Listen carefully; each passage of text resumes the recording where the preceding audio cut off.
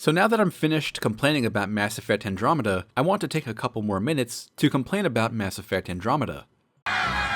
There he is, beating that dead horse! Get him! Humor me, this won't be long. I want to use it as an example to see what it did in one seemingly insignificant design choice.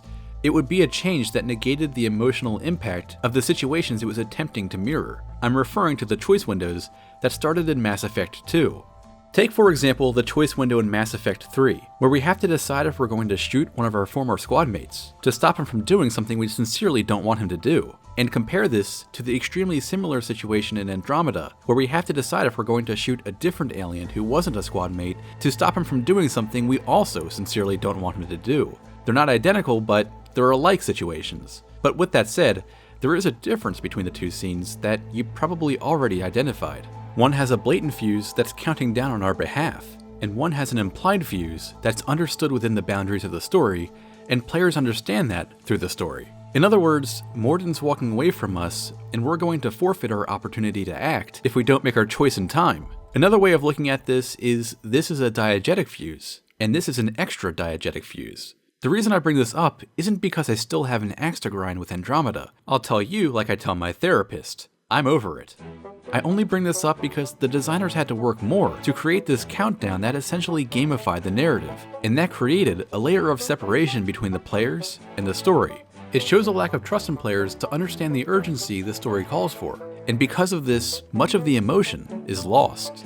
These moments in Mass Effect 2 and 3 were far from perfect, but they at least had the element of making players feel like they were judging for themselves how much time they had to think about how they wanted to impact the story. Because another character was making a decision on their behalf, the player feels rushed by this, and the more time they spend thinking about the choice, the closer the character comes to making that decision for them. It becomes a situation where the player is rushing themselves. But when an extra diegetic fuse is introduced, the focus shifts from the events of the story like I just talked about, to the timer that the players are now racing against. Instead of players thinking about how they're going to impact the story, this becomes a transaction. Players press the button in time, and now they get to see how the button press impacts the story. Compartmentalizing the gameplay and story like this is sadly something that games accidentally do often. The devs of Call of Duty Advanced Warfare certainly didn't intend to make this moment into a meme, but we all recognize what press F to pay respect means now. Not trusting players to be affected by the emotion of the story, and thus turning what could have been a powerful moment into a transaction. It's something made worse by the unironic objective completed prompt in the corner of the screen. It's a simplified version of what many games unintentionally do. Players input the proper button presses and they're rewarded with some story.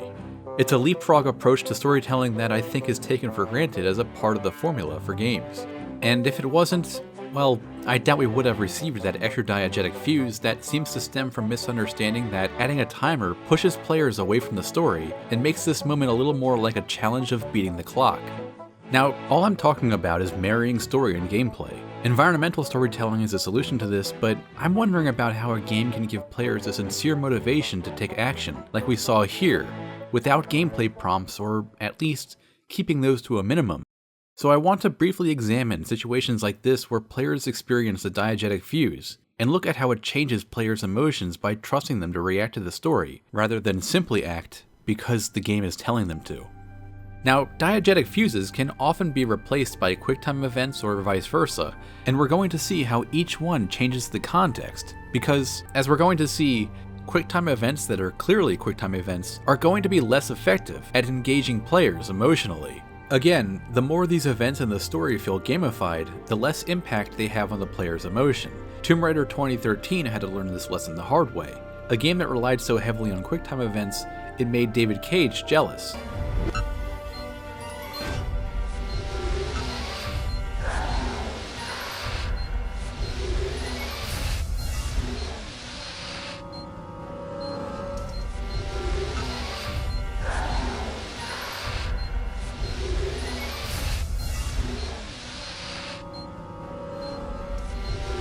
And it's not like there weren't good intentions behind these QTEs, since they seem to want people to react to the different events that required precision and quick reactions, just like the challenges of the different events in the story required. But I think what wasn't being considered was how this divorced players from the events in the story, because instead of this being about fighting a wolf, this instead became about properly timing button presses. A game about exploring the unknown dangers of the unexplored started to become a rhythm game. These are situations that are prompted by the story, but it feels completely quarantined from it.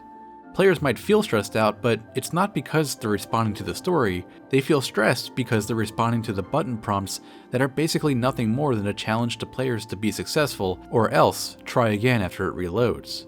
Fortunately, Rise of the Tomb Raider addresses this disconnect. It wasn't just that the developers were responding to the complaints about the QuickTime events and decided to remove them. They seemed to realize that the problems were fixable through letting the story do the work and generating players' emotion. And so they would have fewer QTEs, and more importantly, the QTEs they did have would be generally predictable because they would correspond to the buttons players naturally wanted to press. So if they found they were sliding down an icy hill towards a cliff, they would be naturally inclined to use the button that triggers their ice climbing axe to slow their momentum. And that's what this QTE calls for. Instead of a complicated sequence of button presses that stresses the player but also distracts them from the story, players are now reacting to the stress provided through the story and responding to it in a way that makes sense to them. But this change isn't nearly as meaningful in providing an emotional payoff as the next change will be. Here Lara is trying to outrun an avalanche that's close behind her, and players are left to figure out for themselves that they need to shimmy to the right and jump to another part of the mountain to safety. There aren't any screen prompts or characters yelling for Lara to take this action. The player has to figure this out for him or herself. Crystal Dynamics is letting the story impact how the player interacts with the game. It might not be as stressful an experience, but it does merge the gameplay with the story, so they're not compartmentalized into separate parts like it would be if they made it into a QTE where pressing a series of buttons would trigger Lara to jump out of the way of the snow just in time. I can only speak from my own experience, but it was exhilarating to know that I picked up on it in time. And even though I didn't know how close the snow was to consuming me since my back was turned, I knew it had only missed me by a hair because of how I interpreted the situation. It's clear from this that Tomb Raider learned from its mistakes and actually let the story do its job in motivating players. And I realize this sounds like a small thing, but it's literally the difference between being motivated to get past this part in the game and being motivated by the immediate dangers of the story. But the benefits of this don't only come in the form of an adrenaline rush. Adapting QuickTime events into a diegetic fuse can make players that much more contemplative. Another example of a game that merges its story with the gameplay is a game I don't very much like, but for this reason I respect it. Spec Ops the Line. I previously touched on this in my video as a true positive of the game, but didn't go into much detail as to why. After the cutscene where Walker tries to save his friend and squadmate Lugo after he's hanged, the scene resumes and Walker is now surrounded by the same hostile civilians who just killed Lugo. The crowd makes it clear that they are working up the momentum to attack you, and you have little choice on how to respond. What's brilliant about this scene is players are not put on any rails. While this is a version of a QuickTime event since players can't walk past the angry mob and are therefore cornered into a tiny region, it's different from one because the solutions aren't provided to the player through any extra diegetic means. Players have to figure out for themselves that they can either shoot the civilians, getting retaliation for their fallen comrade, or they can shoot above the civilians' heads, causing them to flee from Walker. It's a great moment that's made that much better because the story is demanding specific reactions from the player, and the most logical solution is to shoot one or more of the civilians out of self-preservation. The fact that players aren't given the solution like they would be in a normal QuickTime event, where the left trigger means to shoot in the air and the right trigger means to shoot the civilians, means players are likely unsure if shooting warning shots in the air will actually work. It's a feeling of doubt that players carry with them throughout this scene that would probably exist if they were in that same situation. In my first time playing this scene, I remember I was trying my hardest not to shoot the civilians, but when I realized I was going to die if I didn't take action, I knew I had no choice. But before I did that, I wanted to at least try shooting off warning shots before I made the choice I couldn't take back. To my genuine relief, it actually worked. And that whirlwind of emotions is something special and couldn't have been replicated if Spec Ops the Line didn't trust its story to influence the player and his or her choices. This is just two examples of games that understood that letting the story speak for itself didn't only trigger the player's action, it triggered the player's emotional reaction. And that means they have an emotional stake in the story and the gameplay. Now, enhancing the emotional experience by driving the gameplay through the narrative isn't a concept that's all that new. In fact, it's something that Naughty Dog has long seen the potential in. The theme of today's talk is that the narrative drives the gameplay. That means in development, all of our brainstorms, all of our game design, all of our layouts, all of our art, all of our animation, everything we're creating is in service of the story. A lot of games are fun to play. They're visceral, they're action-packed, a lot of big explosions. They get the action right, but they're lacking any emotional emphasis on the moment-to-moment gameplay. And to exemplify how they provoke emotion from the audience and translate that to gameplay, I'm going to look at what is arguably one of the best moments in Uncharted: The Lost Legacy, and one of the best examples of merging narrative and gameplay through a diegetic fuse I've encountered. For this scene, we have Chloe and Sam split up with Nadine for different reasons. Nadine stays on the train that barrels towards a major city with a time bomb on board, while Chloe, who we're in control of, sets off to a switch house to divert the train and save the city from the attack. As soon as players jump on board the nearby vehicle, and Nadine is separated from us, the implied timer has started. Now we have to make it to the obvious landmark of the tower that indicates the location of the switch house. I think this is what The Lost Legacy does best with this set piece, motivating us by giving us information through the game's world. It would have been serviceable for the designers to give us an objective marker or some extra diegetic indicator that tells us we need to move in this particular direction, but it doesn't. This is Naughty Dog's argument translating to the real world. They realize the emotional value of communicating as much as they can through the story, rather than gamified mechanisms. This removes a degree of separation between the player and the events unfolding, and makes their participation in the events that much more immediate. That means the players are participating in the game world a little more like they would in real life. And I know this because there's a brief moment where you lose sight of the tower behind some rocks, and in this moment I started to panic, wondering if I had gotten turned around in the chaos of the car battles.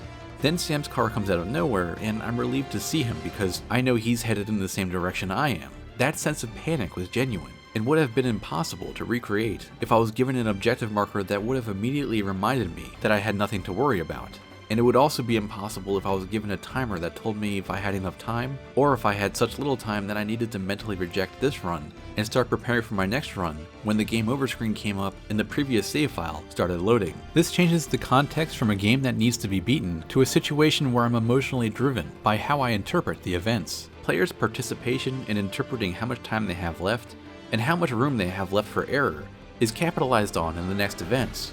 Because as soon as players arrive at the switch house, they can hear the train crossing alarm bell, and as the player gets closer, it grows in intensity.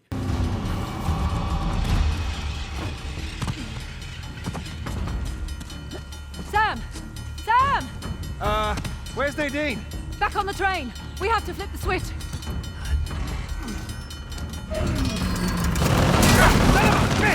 This is a phenomenal moment. The alarm bell is contextualized in the story, and its urgency only has importance to 3 people: Sam, Chloe, and the player. This urgency isn't created because players are thinking about saving the city that they barely have an understanding of in the context of the story. It's created because they know they need to divert the train to save Nadine, who's right in front of them. And that's what this train alarm represents. It's an intense noise that applies specifically to the train. It's a reminder that the plan to blow up the train is already set in motion, and the bell rapping at its urgent pace is letting players know that there's no time left for error. Everything that makes this scene tense is contextualized through the story: the train alarm bell, the popping of bullets, the whistling of the fast approaching train, and the slow grinding of the stubborn switch.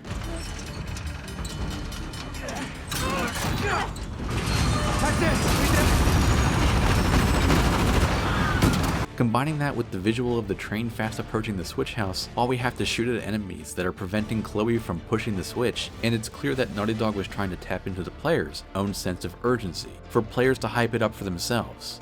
Even though this was all highly scripted and I was in little danger of failing, I still felt a level of excitement I rarely feel, and it's because Naughty Dog trusts players to emotionally react to the story on its own merits. I realize what I'm advocating for might be controversial in the design community. Even a source as credible as Naughty Dog had to start their conversation in 2010 with this preface: Everything we're creating is in service of the story. I know a lot of you smart game designers are out there thinking, what the hell are they doing, man? Ruining our games industry. Now, I'm not advocating developers copy every aspect of Naughty Dog's approach to game design. What I am advocating for is this principle that will translate to just about any story-driven game: to consider if the story is sufficient in motivating player action more than any QuickTime event, time limit, or some other gamified overlay could. To understand narrative drives emotion, and emotion provokes action. It's not just trusting the story to speak for itself, it's empowering it to. And so I hope game developers understand this going forward, instead of taking steps backward. Hey, look at that! 3 videos in 90 days. Looks like this dolphin upped his game. Thanks for watching. To everyone subscribed, make sure to ring my bell so you can be notified first to comment first on my videos. I'd also like to thank my patrons who made this video possible. And a big thank you to Griffin116, Rainbow Hawk 1993, Shane Levengood, Attila, Grant Vogel, Max Mills, Abit Pakistanli, Thomas Greenberg, David Sternberg, Simon Menzel, Furious George, Jack Pinette, Lupus Yonderboy, Ashley Dawkins, Ben Jones, Joshua Herman, Rita Wallstrom, and James Burgett. Sincerely, thank you all. If you'd like to become a part of this awesome community of wonderful people, you can pledge your support through Patreon through the following link. Thanks again, and I'll see you all next time.